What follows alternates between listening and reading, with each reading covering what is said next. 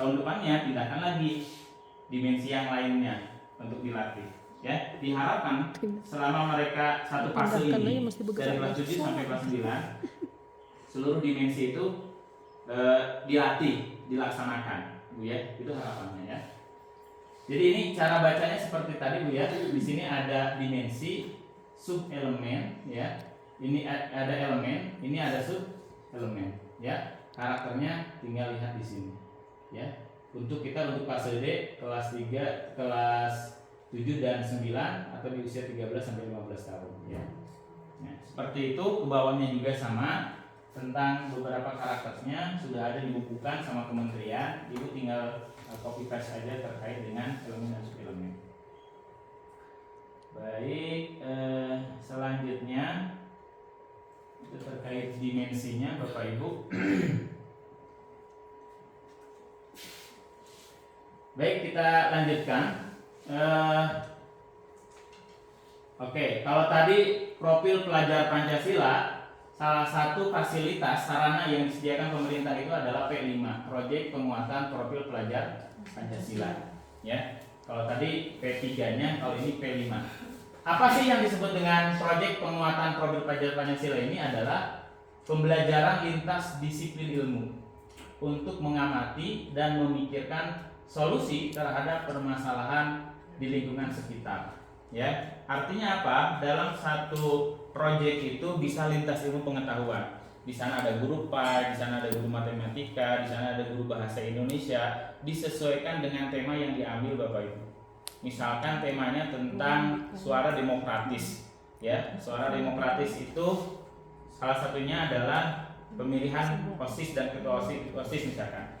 Kira-kira yang bersinggungan dengan tema itu guru apa saja yang bersinggungan dengan suara demokratis, tema suara demokratis, PKN misalkan, ada lagi PS, apalagi matematika bisa nggak?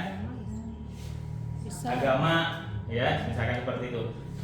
Kemudian itulah yang nanti dibentuk satu tim untuk mengelola satu proyek, ya posisinya. Jadi lintas disiplin ilmu ya.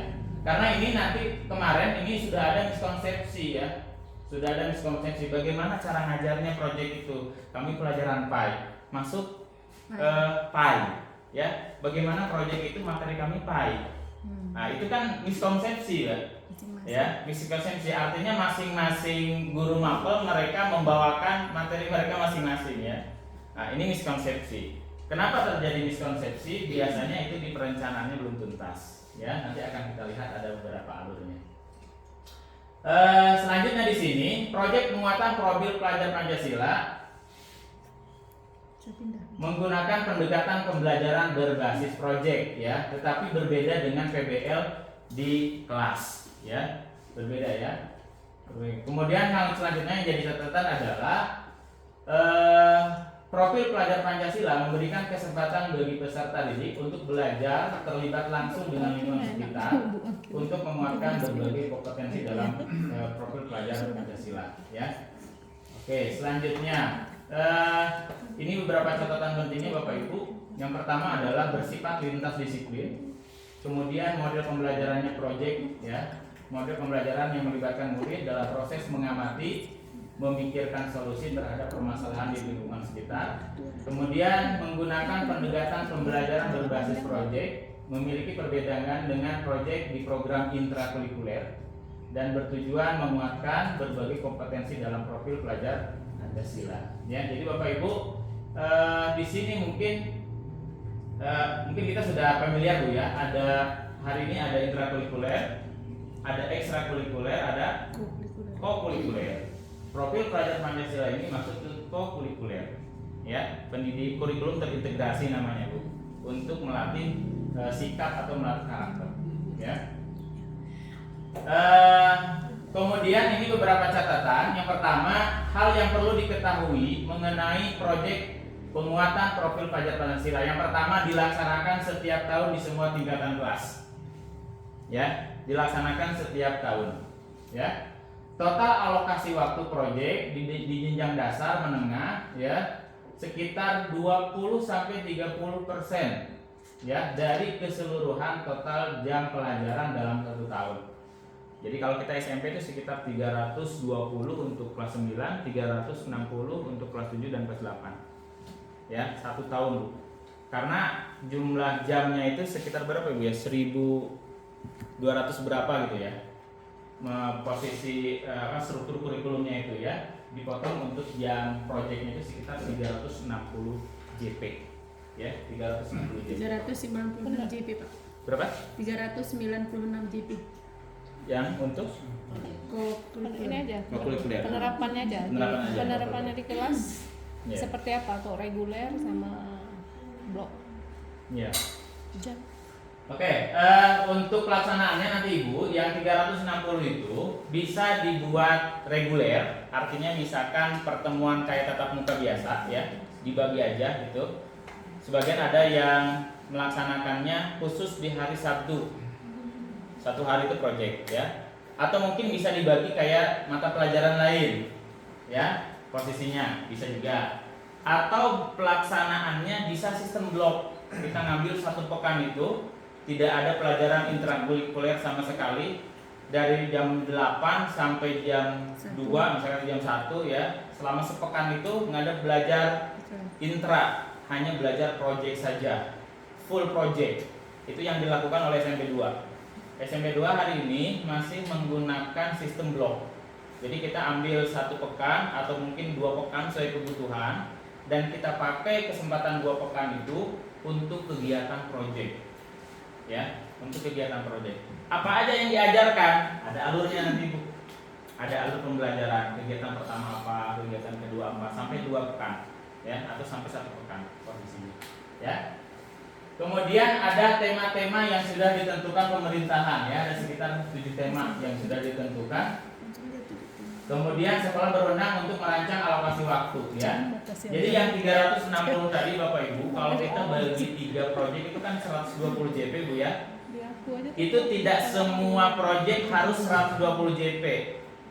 Tapi bisa disesuaikan dengan kebutuhannya. Misalkan proyek pertama hanya butuh 80 JP. Proyek keduanya misalkan 100 JP.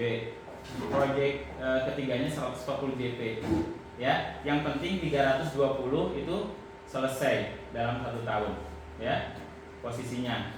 Nah, jadi kalau tidak selesai, tidak melengkapi 320 tadi, berarti ada ada JP yang terpakai entah kemana ya, mungkin ke intra atau mungkin ke proyek ya, posisinya. Oke, selanjutnya untuk jenjang SMP Bapak Ibu minimal 3 proyek, ya, minimal 3 proyek dalam 1 tahun, 3 sampai 4 proyek dalam 1 tahun bisa dilaksanakan untuk SMP ya.